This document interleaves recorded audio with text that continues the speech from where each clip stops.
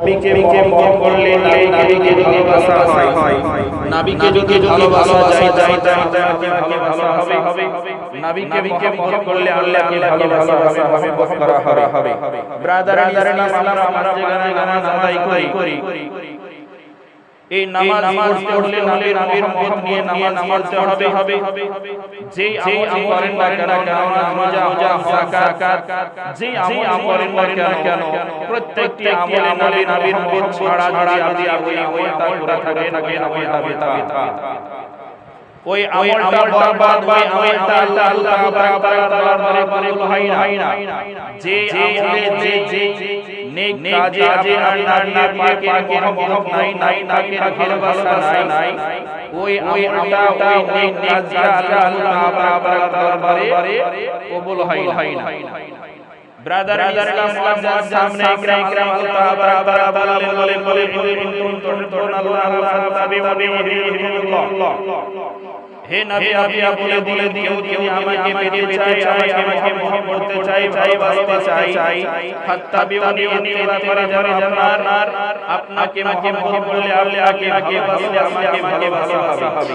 Brother ইসলাম সামনে ইকরাম কে ভালোবাসার নবীকে সর্বপ্রথম ভালোবাসতে হবে। নবীর ভালোবাসা নিয়ে প্রত্যেকটি আমল করতে হবে আর আমলটা সাকসেসফুল হবে। আপনার আমলটা কবুলের দরজায় আল্লাহ তাআলার কাছে পৌঁছাবে। আর ভালোবাসা যদি না থাকে, নবীর মহব্বত যদি না থাকে, নবীর ভালোবাসা যদি না থাকে, ওই আমলটা আল্লাহ তাআলার দরবারে কবুল হবে না।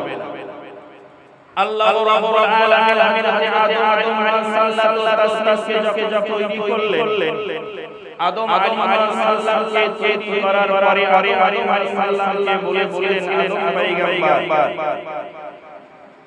আদম আলাইহিস সালামকে বলেছিলেন লাউলা মুহাম্মাদিন মা খালাকাকা।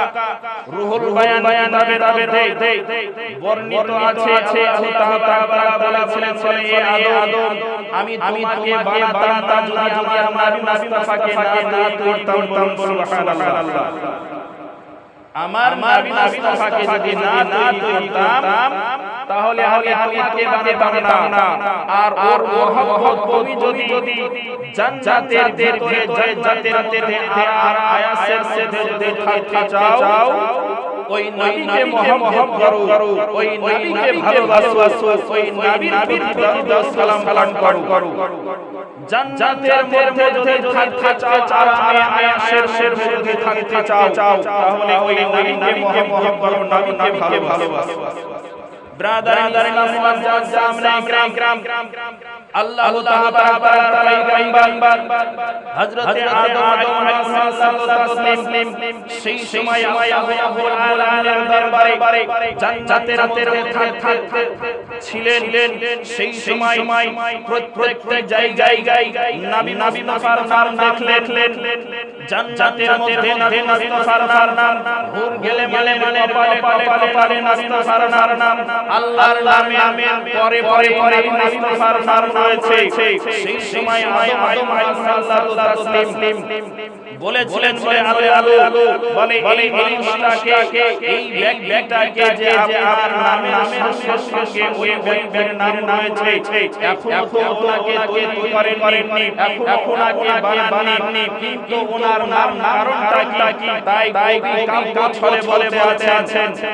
আদম আলাইহিস সালাম হযরত আদম আলাইহিস সালাম আল্লাহ তাআলাকে জিজ্ঞাসা করছেন, এটা কাব্য ছলে কবি বলতে আছেন, বুঝি না বলে আদম সাফি তোমার নামের পাশে আছে কারাবসি।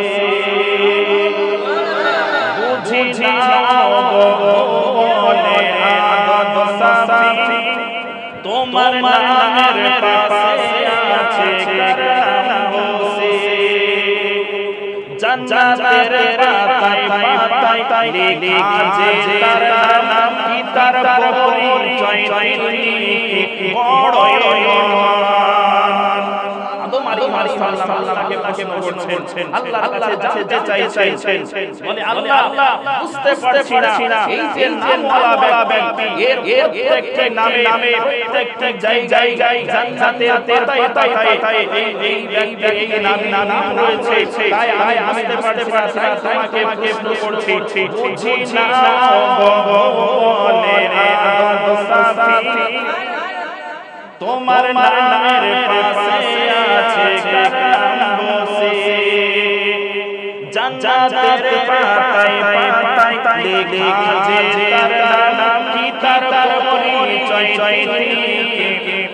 বড়ই মহান বলেন ও গো সাফিউল্লাহ বলেন ও গো সাফিউল্লাহ সে যে প্রাণের প্রিয় হৃদয়ে যার ছবি ইয়া নবী সকলে বলে ইয়া নবী ইয়া নবী ইয়া নবী ইয়া নবী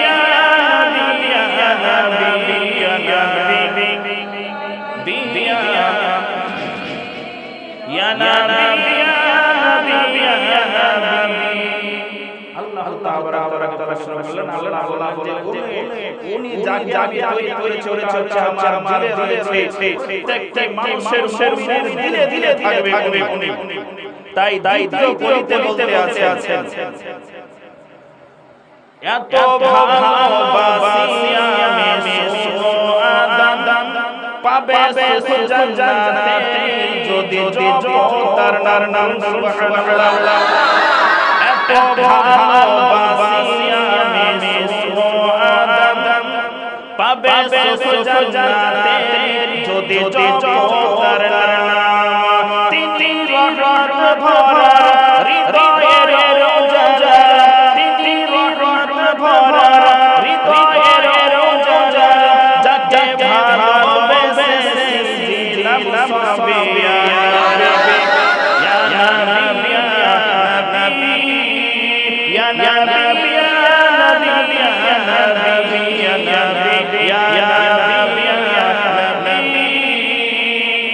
ইয়া নবী ইয়া নবী বুঝতে পারলাম কিন্তু তোমার সৃষ্টির মানুষ হচ্ছে আমি তোমার সৃষ্টির মানুষ হচ্ছে আমি তাই ছলে কবির দ্বারাই আপনার আদম আলাইহিস সালাম আমাকে বলছেন তোমার সৃষ্টির প্রথম আমি তোমার সৃষ্টির প্রথম আমি আদম সাফি তোমার সৃষ্টির প্রথম আমি আদম সাফি তোমার নামের পাশে আছে নাম বসে তোমার সৃষ্টির মাঝে প্রথম আমি একা তোমার সৃষ্টির মাঝে প্রথম আমি একা গোটা মানব জাতি তুমি করলে পিতা তোমার সৃষ্টির মাঝে প্রথম আমি একা তুমি গোটা মানব জাতির করলে পিতা হয়ে আসবে নবী সবার শেষে তবে মুহাম্মদ নাম কেন সবই হাসে হয়ে আসবে নবী সবার শেষে তবে মুহাম্মদ নাম কেন সবই হাসে ও গো আদম সাফি আল্লাহ তাআলা বলছেন বলে ও আদম সাফি তোমার কাদম মাটি ও গো আদম সাফি তোমার কাদম মাটি মাথার আগে গেছে তার ছবি ইয়া নবী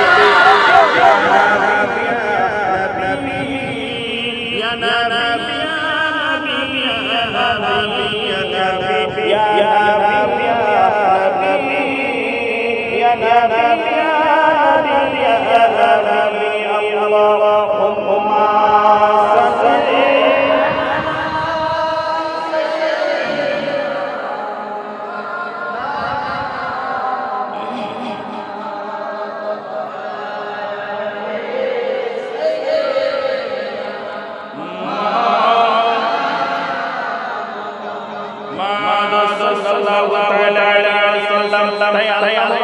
রাব্বুল আলামিন বললেন বলে পয়গম্বর শুনো তুমি জান্নাতের মধ্যে যদি আরামের মধ্যে থাকতে চাও ওই আমার মুস্তাফাকে মহব্বত করো নবী মুস্তাফাকে ভালোবাসো যদি নবী মুস্তাফার মহব্বত তোমার দিলের মধ্যে থেকে যায় তাহলে জান্নাতের মধ্যে আরামের মধ্যে থাকবে বাবা আমার বলার উদ্দেশ্য হলো নবী মুস্তাফাকে ভালোবাসতে হবে নবী মুস্তাফাকে মহব্বত করতে হবে নবী মুস্তাফাকে ভালোবাসার নামই হচ্ছে ঈমান সাহাবায়ে কিরামেরা নবী মুস্তাফাকে ভালোবেসেছিলেন এই পৃথিবীর জমিনে জান্নাতের সার্টিফিকেট পেয়েছেন আপনার হযরত ওমর ফারুক দ্বিতীয় খলিফা হযরত ওমর ফারুক মহব্বত করেছিলেন ইসলাম ধর্ম গ্রহণ করেননি এমন সময় আবু বকর পয়গম্বর দয়ার মুস্তাফা সাল্লাল্লাহু তাআলা আলাইহি ওয়াসাল্লাম করছেন রব্বুল আলামিন মাবুদ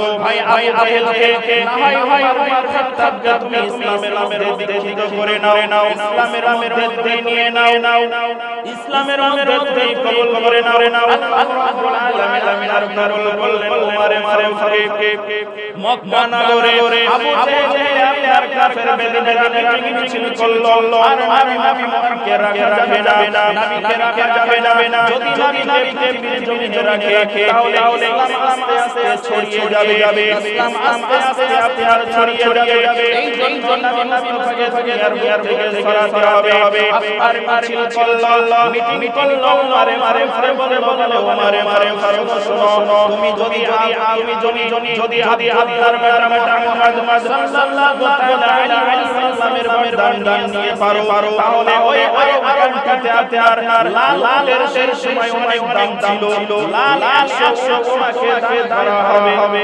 তোমাকে উপহার দেওয়া হবে তুমি নবী মুহাম্মদ রাসূলুল্লাহ সাল্লাল্লাহু তাআলা আলাইহি ওয়াসাল্লামের বরদান নিয়ে আসতে পারো উমর বলে আমি যাব আর এই উমর ফারুকের বোন ফাতেমা উমর ফারুকের বোন ফাতেমা তার বড়াই সহ ইসলাম ধর্ম গ্রহণ করেছে আপনার লুকিয়ে নামাজ তেলাওয়াত করে উমর রাদিয়াল্লাহু তাআলা তিনি তলোয়ার হাতে করে নবী মুস্তাফার বরদান নিয়ে চলে যাচ্ছেন এই সময় একজন তার নাম হচ্ছে হযরত নাঈম বলে সাহাবী বৃদ্ধ সাহাবী বলে ভাই তোমার চেহারা দেখে মনে হচ্ছে অনেক রাগ রয়েছে কারণ কি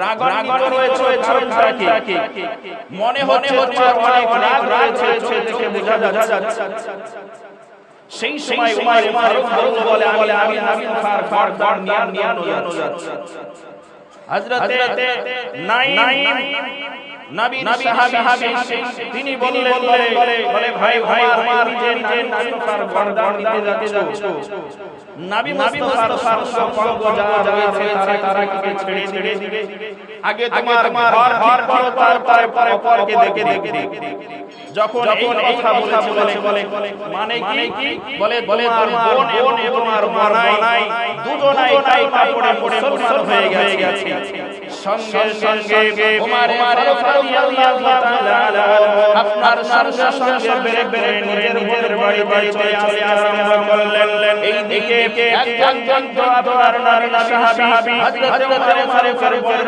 বাড়িতে তেলাওয়াতের সাদানা করছেন হযরত উমর রাদিয়াল্লাহু তাআলা তিনি দরজার মুখে চলেছেন ঠক করে আওয়াজ করে তারপর ফাতেমা বুঝতে পারল যে আমার ভাই এসেছে এই কোরআন যদি দেখে নাই তাহলে কোরআনের বিরোধী করবে আপনার কোরআনের অপমান করবে এই জন্য কোরআন তার মুখে রাখা যাবে না তার মুখে ধোয়া যাবে না লুকিয়ে ফেলল সেই সাহাবী ঘরের কোণাতে নিয়ে গেল হযরত উমর ফারুকের জন্য আপনার দরজা খুলে দিলেন দিল উমরে ফারুক রাদিয়াল্লাহু তাআলা আপনার ভিতরে প্রবেশ করলেন করার পরে বলে শোনো তুমি নাকি ইসলাম ধর্ম গ্রহণ করেছো তখন বলে ফাতেমা বলছেন উমরে ফারুকের ফাতেমা বলছেন বলে হ্যাঁ আমি ইসলাম ধর্ম গ্রহণ করেছি ইসলাম ধর্ম গ্রহণ করেছি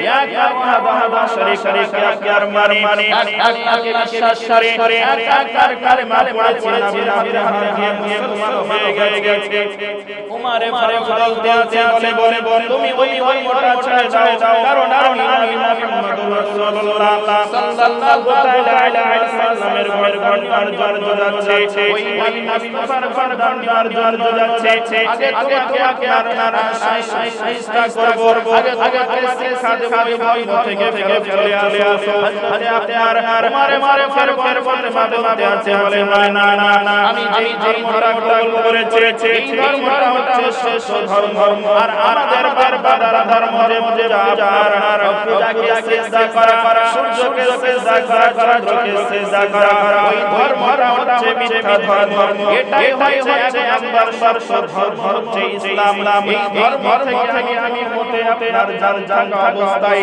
আমি ধর্ম ত্যাগ করতে পারবো না যখন এই কথা বলা হযরত উমর ফারুক রাদিয়াল্লাহু তাআলা আপনার সঙ্গে ইনার মারকে আঘাত করতে আরম্ভ করলো মারতে আপনার কান দিয়ে রবে আরম্ভ করেছে তার স্বামী হযরত উমর ফারুক বনাই হযরত উমর ফারুকের দুলাভাই উমর ফারুক আপনার আলাদা করার জন্য যখন আপনার ধাক্কা মেরেছে হযরত উমর ফারুক মৃত অবস্থায় তারা বনাইকে আর মারতে আরম্ভ করেছে এইভাবে মারতে আরম্ভ করেছে বারবার স্পর্শ করতে না পেরে বলে ভাই শোনো আমার শরীরে এক ফোঁটা রক্ত থাকা পর্যন্ত আমরা দুজনাই ইসলাম ধর্ম ত্যাগ করতে পারবো না বলুন আমরা ইসলাম ত্যাগ করতে পারবো হযরত উমর ফারুক রাদিয়াল্লাহু তাআলা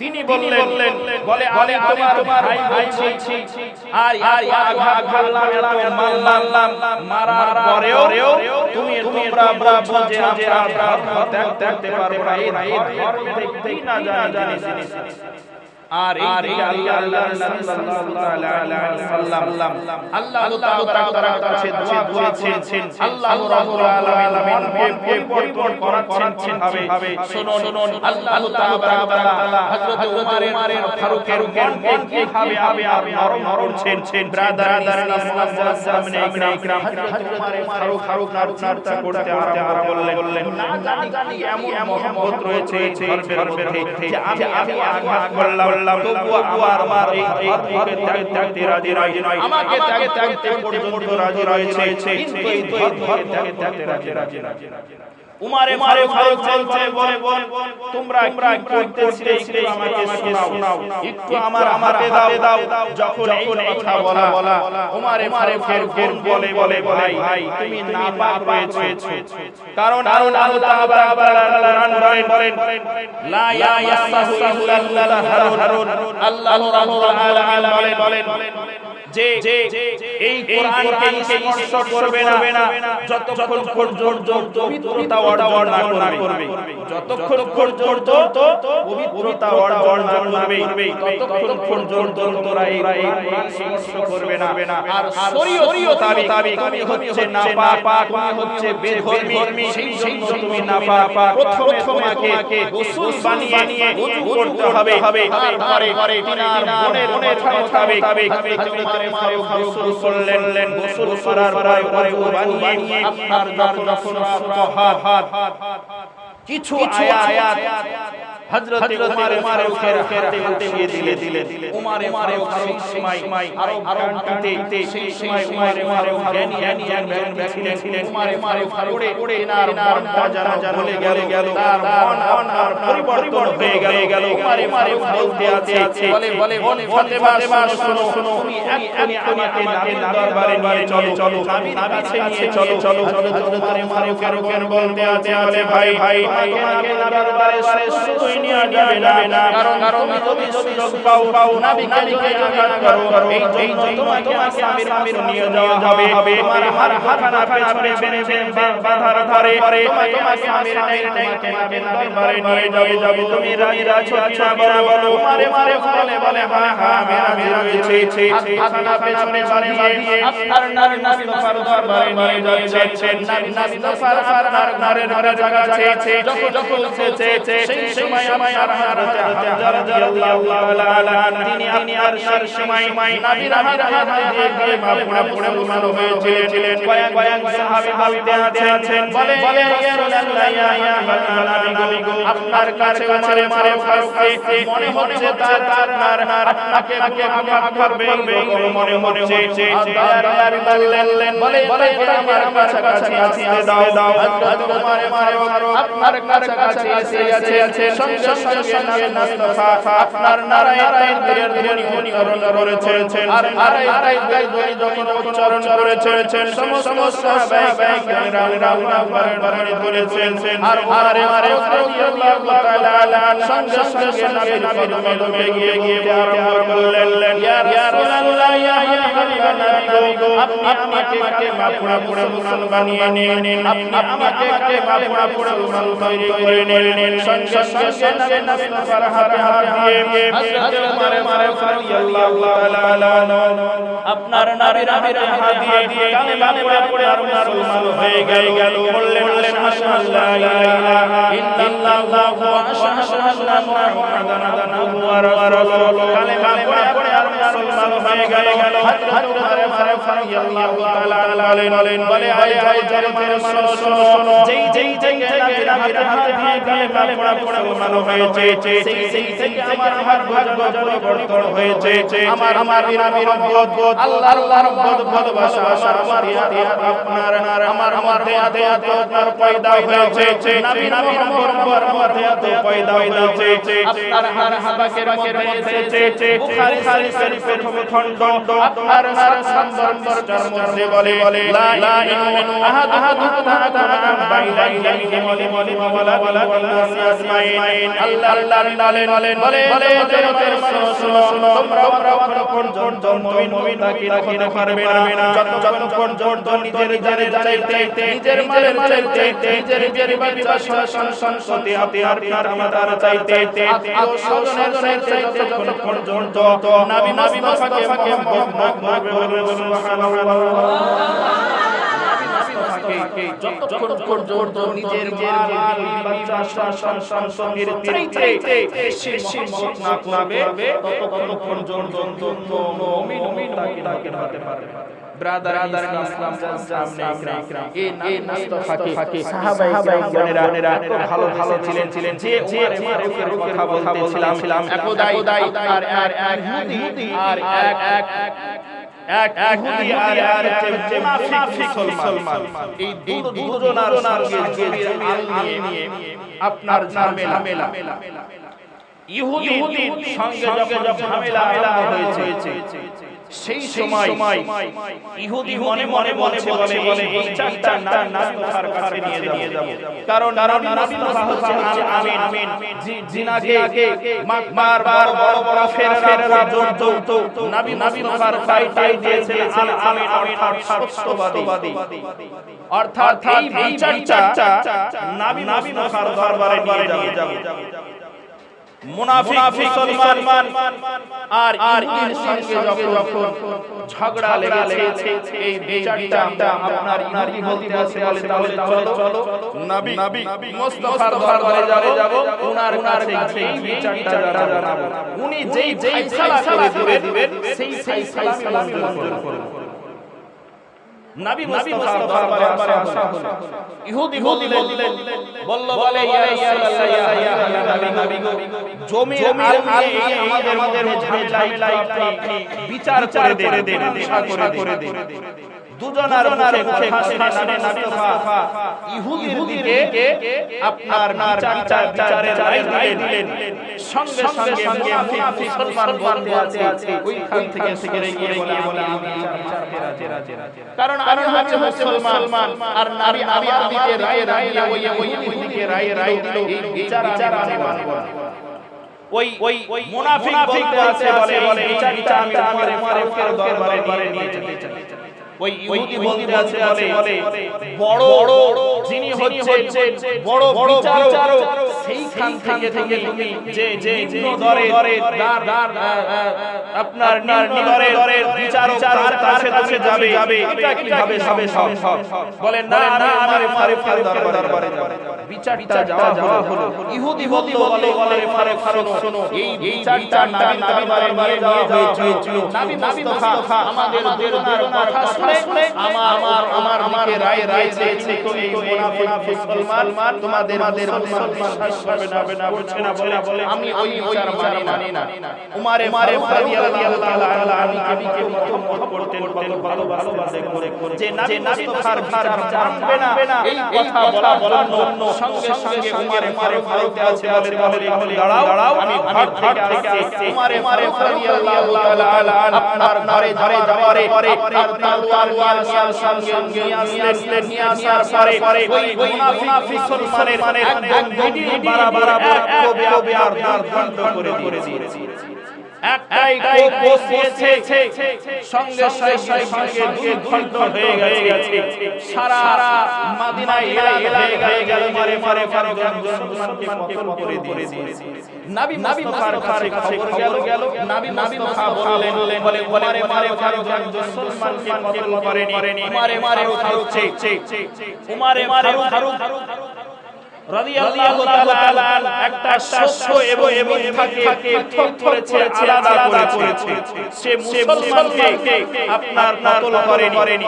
সেই থেকে হযরত উমরের নাম উমরে ফারুক রাখা হয়েছিল। উমরে ফারুক রাখা হয়েছিল, টাইটেল দেওয়া হয়েছিল ফারুক। অর্থাৎ মিথ্যা এবং সত্যকে পার্থক্য করে নেওয়া।